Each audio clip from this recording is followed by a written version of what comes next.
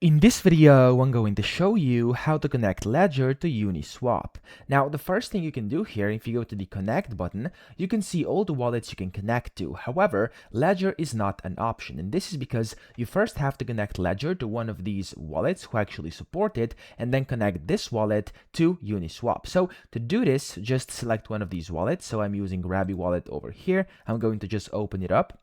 And then here I have to click on this button top right, and then I have to connect the hardware wallet, click on Ledger, and there we go, just do the process, and then basically this part is set up. Now if you don't know how to do this, you can search up on YouTube and find videos on how to connect Ledger to any of these wallets here on the list. And after you have your Ledger device connected to any of these wallets, click on connect here on Uniswap, select the wallet, and then just basically connect your wallet onto Uniswap, and that's literally all you have to do. So that's it. I hope this video helped you out. If it did, please subscribe to the channel and help me out as well.